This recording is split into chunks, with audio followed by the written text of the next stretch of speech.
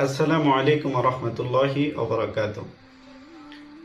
যাদের বয়স পেরিয়ে যাচ্ছে কিন্তু বিয়ে হচ্ছে না, আমি তাদের জন্য আজকে একজন মুসলিম বোনের গল্প শেয়ার করব এবং এই গল্প থেকেই আমরা কিভাবে বিয়ের দরজায় নক করব সেটা আমরা সেই শিক্ষা এই গল্প থেকে আমরা পাব। একজন মুসলিম বোন লিখেছেন যে আমার বয়স পেরিয়ে যাচ্ছে কিন্তু একের পর এক বিয়ের প্রস্তাব আসে আবার ফিরে যায়।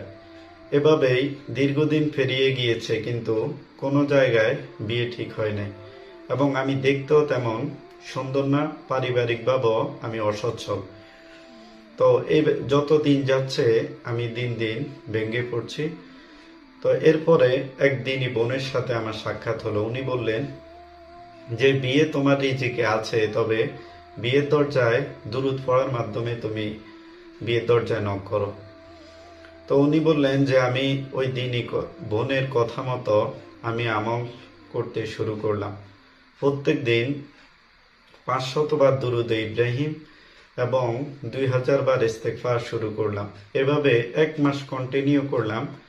27তম দিনে এক জায়গা থেকে বিয়ের প্রস্তাব আসে। ছেলে হাফেজ, সাদাসিধে জীবন চায়।